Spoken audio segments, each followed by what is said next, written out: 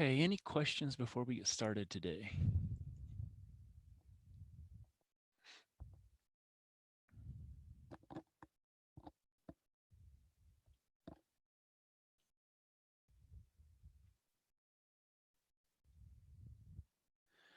All right, hearing none. So we're continuing in chapter 4, and today we're looking at section 4.3, which is dealing with logarithmic functions. So we have to kind of get a definition of a logarithmic function. So basically, we're going to have a logarithm that's base b of a positive number, and we have to take positive numbers for taking logs. It doesn't work if we don't have a positive number. And number x, and it satisfies the following definition. So as x is greater than 0, again, has to be positive. B has to be also greater than 0, but it cannot equal 1. So it can be between, 0 and 1, and it can be greater than 1, but it can't equal 1. And then we have the following.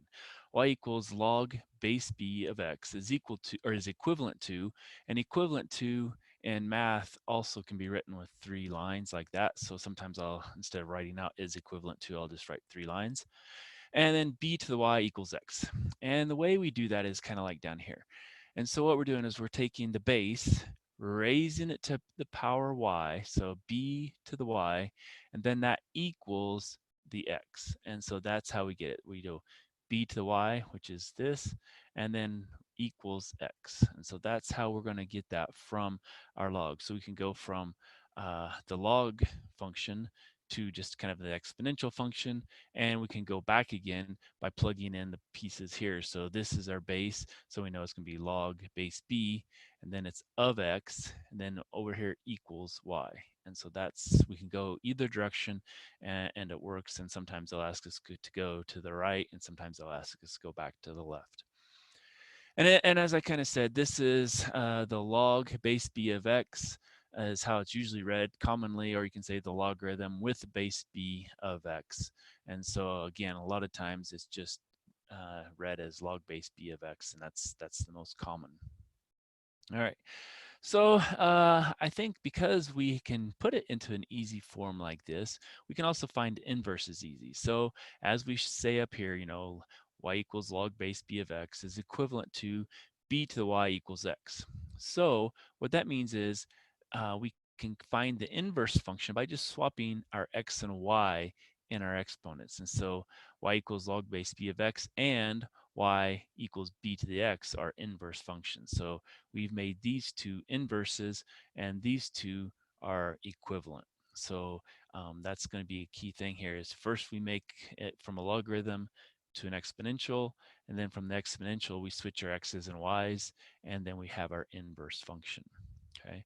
Now, because we switch the x's and y's, the domain and the ranges of the exponential function are interchanged for the log function. So what used to be the domain is now the range, and what used to be the range is now the domain. So now for this inverse, the domain is 0, infinity, and the range is going from negative infinity to positive infinity. So those are backwards for the inverse compared to the original log function.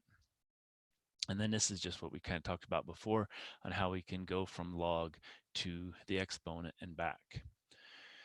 And so what they, are going to have us do in this case is they're going to have us take log base 10 of 1 million equals 6, and we want to write it into the exponential form.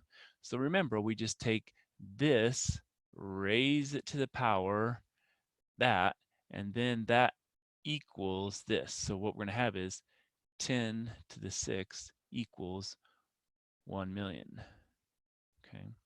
And if we think about it, does 10 to the 6th equal 1 million? Yes, it does. And so that makes sense. And it only makes sense on this one too, because now we're going to take 5 to the 2nd, and that's going to be equal to 25. So 5 squared equals 25. Does that make sense? Yes, it does, because 5 times 5 is 25, and so that makes sense. And so that's how we're going to be converting from the log to the exponential equation, or the exponential equation.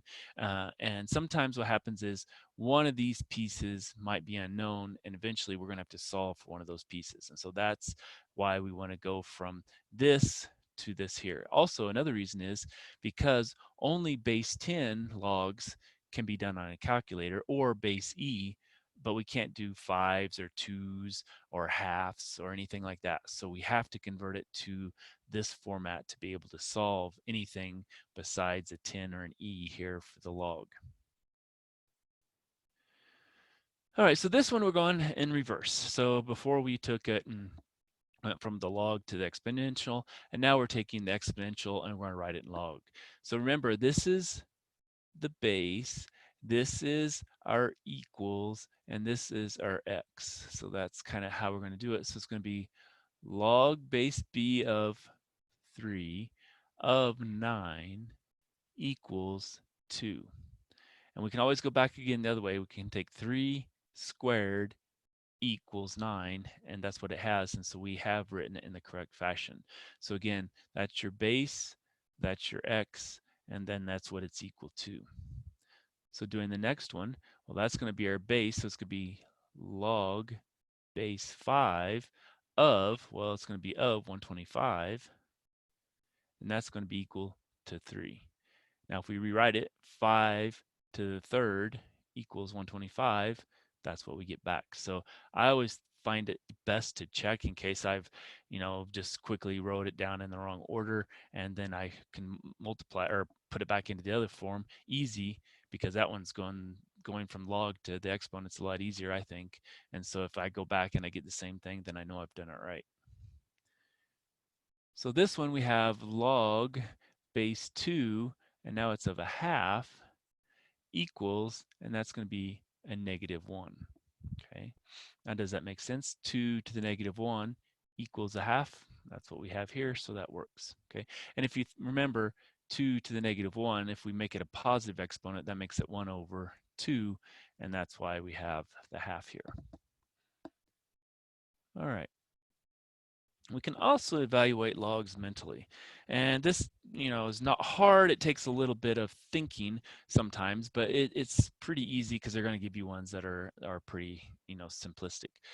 And so what we do is I'm going to convert it to the exponential form. So I'm going to take that 121 to the y equals 11. Okay. So with that, what do I know about 11 and 121? Well, I know 11 squared is equal to 121.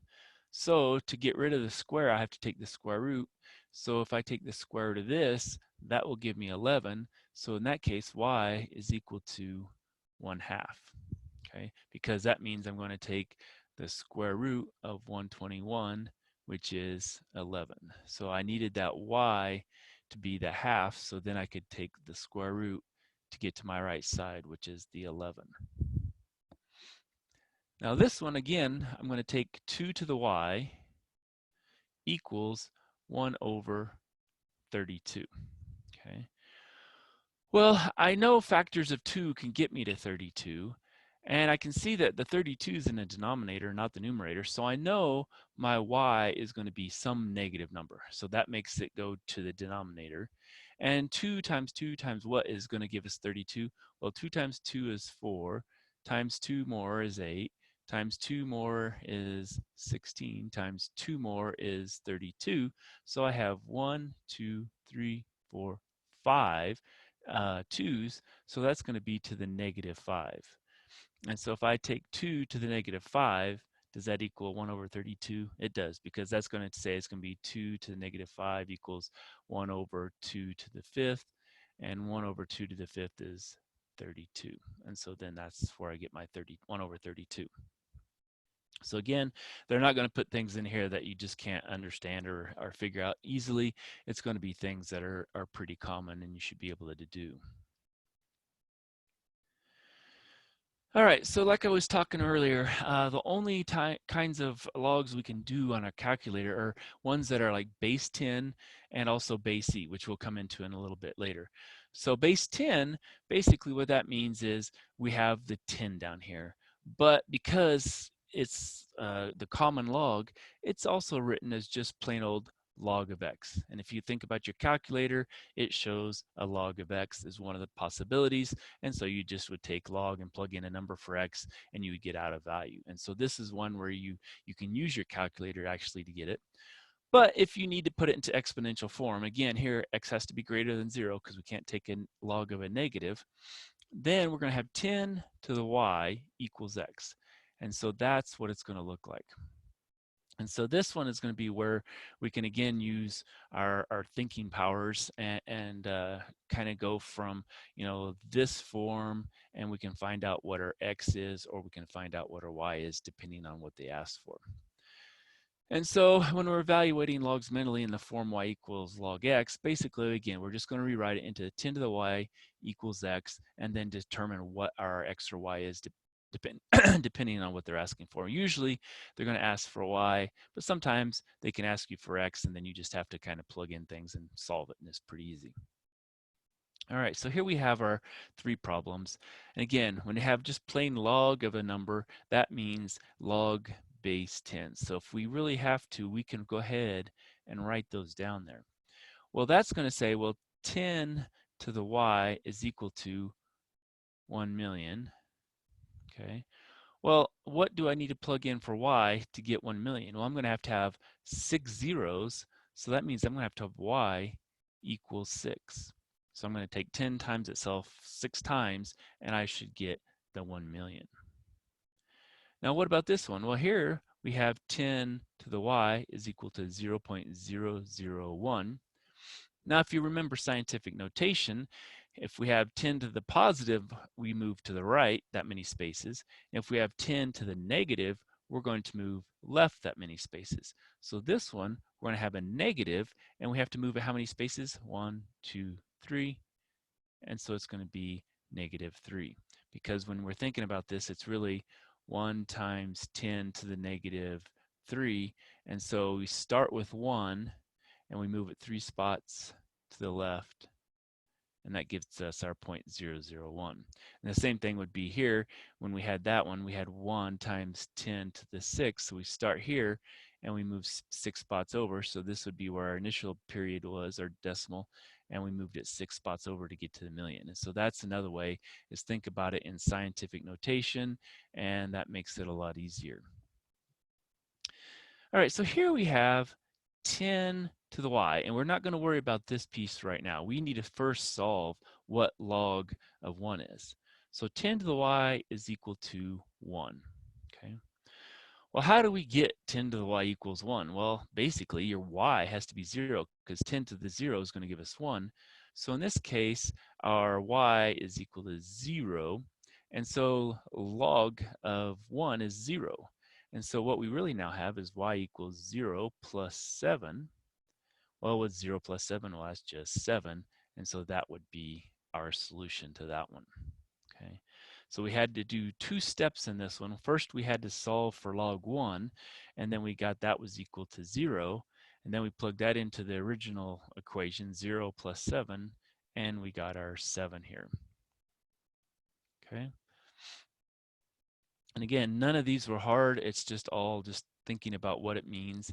And again, scientific notation sometimes is the easiest way to think about that one. And on the last one, if we had that one, it's going to be 1 times 10 to what power is going to give us the 1? Well, it has to be 0, because we're not going to move that decimal place. And so we don't want to move it. And so the only way to do that is just have that to be 0. All right, now a nice thing is also, like I said, with log base 10, we can actually plug things into our calculator. And so to do that, I'm just going to do these 2 examples, and I'm just going to go back to our calculator. And so the log function is here. That's log base 10. Now ln, that's going to be log base e, and we'll be doing that one in a little bit, but right now we're still on just log base 10. So that's just log, and it asks for 421. 421.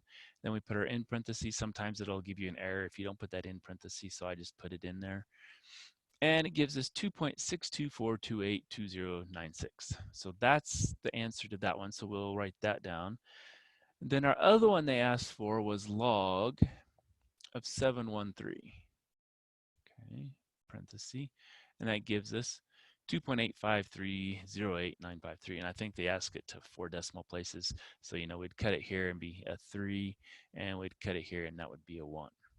Now, to kind of show you how it doesn't work if we have negative numbers, I'm going to take a log of a negative. So let's take a log of a negative 421. What does that give us? Well, that gives us an error because it's going to be a non-real answer. And so that's kind of one of those things that we have to remember, that if they're giving us something, a list of all these things, and instead of just typing in and finding an error, if we know we have to have a positive number here to take the log of it, then we can just automatically say that's undefined, or whatever, however you want to say it, but you can't take the log of a negative. Okay, so now let's go back over here. And so for this one, we ended up with 2.6243, and this one we ended up with 2.8531 because that rounded up that one. So those would be that. And then we did our last one, we did log of a negative 421, and that's undefined. Okay. All right, so that's what we can do with calculators. Log base 10, and again, it has to be base 10 to use that log feature on your calculator. Okay, so here we have an application of this. So it says the amount of energy released from one earthquake was 8,500 times greater than the amount of energy released from the other. The equation 10 to the x equals 8,500 represents this situation, where x is the difference in magnitudes on the Richter scale. To the nearest thousandth, what is the difference in magnitudes? All right, so what we have is 10 to the x equals 8,500, and they want to know what is x.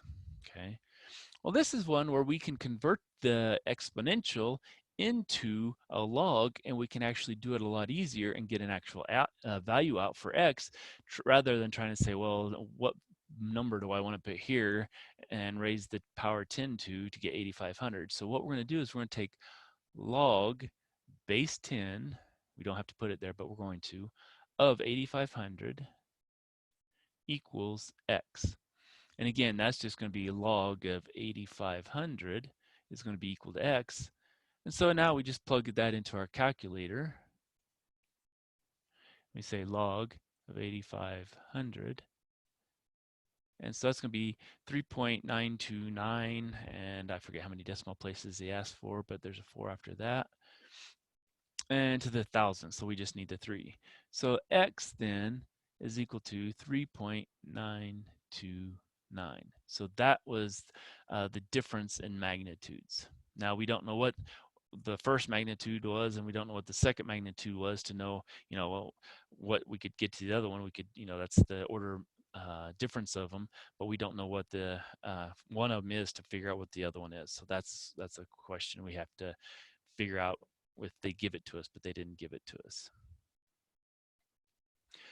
All right, so we've done log base B, we've done log base 10.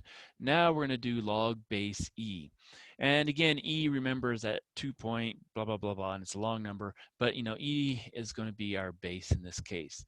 And when we can write it log base E of x, but it's also given this nice special function itself, ln of x. And again, x has to be greater than 0, okay?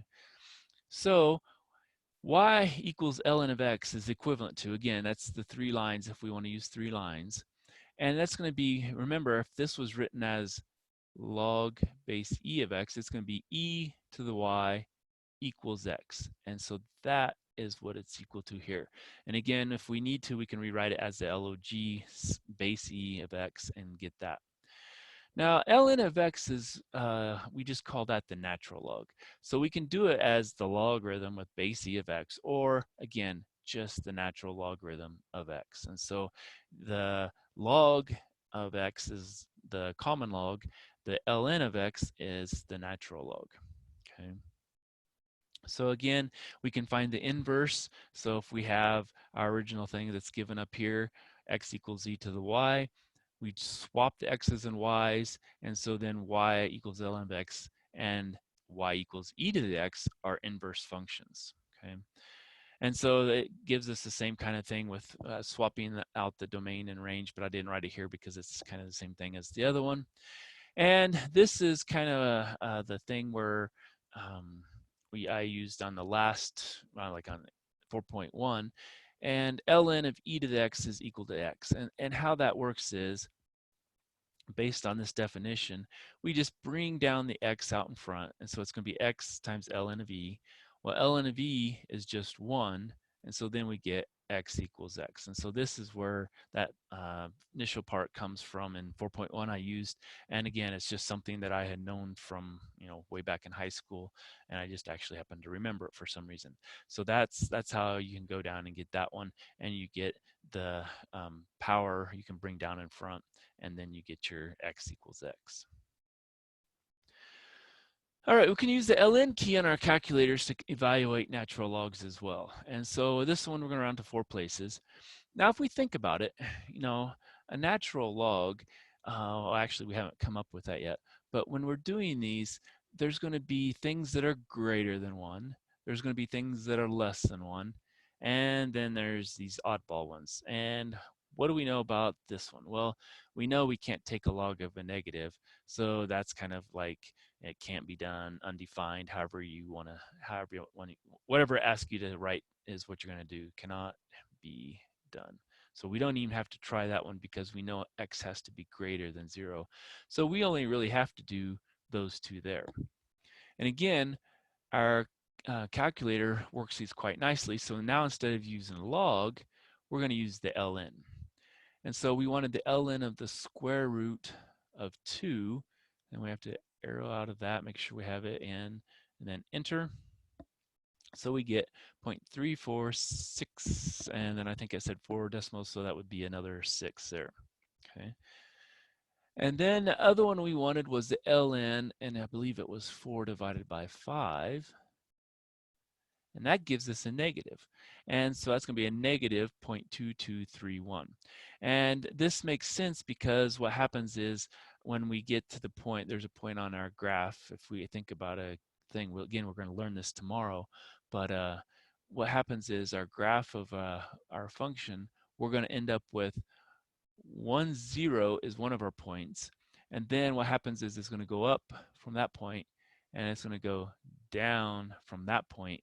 And so anything greater than 1, we're going to have a positive number, but anything less than 1 is going to give us a negative number for our answer, which is why this one, square root of 2, that's greater than 1, so we get the 0.3466. And 4/5 is less than 1, so it's going to be down here somewhere, which makes sense because we got a negative 0.2231. Okay. And so that all comes from the shape of our natural log curve, or even the log curve as well. They both go through that point 1, 0. That's one of our points. And then there's some other special points we'll learn about tomorrow that kind of help define the natural log, or the actual log function, the common or natural. Okay. So again, calculators are really nice. We can solve things for it. We don't have to do too much with those. All right. This one, we have an exposure index EI for a 35 millimeter camera is a measurement of the amount of light that hits the film. It is determined by the equation EI equals log base 2 of f squared over t, where f is the f-stop setting on the camera, and t is the exposure time in seconds. And so what we're going to do is it says, suppose the f-stop is 8, so we're going to have 8 for f, and the desired exposure time is 2, so t is 2. And what we want to do is we want to find what EI is. Okay, so let's plug in everything we know so far. Well, we know then EI equals log base 2. Now 8, it was squared, over t, which is 2. Okay, well, let's simplify that. So EI equals log base 2. Well, 8 squared is 64. 64 divided by 2 is 32. And so now we have that as far as our answer goes. Okay. And so now what do we do? Well, now we can use our exponential function, convert the log to exponential, and we can solve for our EI. So it's going to be 2 to the EI equals 32. Okay. Well, EI is what? Well, 2 to what power is going to give us 32? Well, EI has to be equal to 5 because 2 to the 5th is equal to 32. So the resulting exposure index will be a 5. Okay, so that's going to be our final answer. And so, if we were able to actually calculate this on a calculator, we can see if it works. But since we don't have log base 2 on a calculator, we have to go through the way of doing the exponents and then just thinking about what power is equal to that and then simplifying from there. So let's do another one similar to this one, but this time what we're going to do is they're going to give us the EI and they're going to give us the exposure time, and what we have to find is the f-stop. Okay, so if we remember our equation, it was EI equals log base 2 of f squared over t. Now we have EI is -2, so -2 equals log base 2 of, well, now we don't know the f-stop. That's what we're looking for. So that stays f squared. T is 16. So now we have that. Now what do? Well, we do the same thing we did last time. We'll take 2 to the -2 is equal to, and now it's this whole thing is x, so that's f squared over 16. Okay. Well, now we need to multiply by 16 to get rid of it here. And so we'll multiply by 16 to get rid of it here. And if we rewrite this, that's really 16 over 2 to the -2 is 1 over 4. And that's equal to f squared. So if we go back up here, then f squared is equal to, well, 16 divided by 4 is 4. Now we need to solve for f, so we're going to take the square root of both sides and plus or minus square that. So f is equal to plus or minus 2. Now you have to know something about f-stops. F-stops, I think, are always positive. I've never seen a negative one anyway. And so then f is equal to 2 for the f-stop. Okay, and so that would be our solution to that one. And again, that one we're, if we got to this point and we didn't know anything about f-stops, then, I guess that would be our answer. But in that case, you're going to have to think about, maybe searching online, seeing what f-stop is, or if you're a camera guru, then the f-stops are going to be positive. And so then we would just have our positive root there. Okay, so what do we have next? Well, the next one is the intensity levels I of 2 earthquakes measured on a seismograph can be compared by the formula log of I1 over I2 is equal to M1 minus M2, where M is our magnitude given by the Richter scale. And so it says in August 2009, an earthquake of magnitude 6.1 hit Honshu, Japan. In March of 2011, the same region experienced another more devastating earthquake, this time with a magnitude of 9.0. And it asks how many times greater was the intensity of the 2011, the second one, than the first one. And we need to round to the nearest whole number. All right, so basically we're going to plug in our values here, what we know. Well, log I1 over I2 equals, now we're going to take the larger minus the smaller, so we're going to take 9.0 minus the 6.1. Okay, so now that gives us log of I1 over I2 equals, and that's going to give us 2.9. Now we have to convert this to exponentials to be able to solve it. Now remember, with common logs, that's a base 10. So we could put the 10 there, we don't have to, but if we put it there, sometimes it makes it easier. So now it says 10 to the 2.9 is equal to I1 over I2. Okay, well, I1 is going to be the larger one. So how much larger is it compared to the second one? Well, if we multiply both sides by I2, those cancel. And so I1 is equal to 10 to the 2.9 times I2. Now we have to figure out what 10 to the 2.9 is. So we go back to our calculator. And so we'll take 10 to the 2.9. And so it said round to the nearest whole number. So that's going to be, the 3 doesn't round the 4 up, so it's 794. And so I1 is 794 times I2. So that's 9.0 is 794 times 6.1. So it's not just a nice linear scale, it's the log scale, and so that's why it's such a big difference here. It's 794 times the well, I guess it's the first one is what the second one was. Okay. And so that's all I really have for this section. So we can continue to work problems, or we can go home early today. So which would you prefer?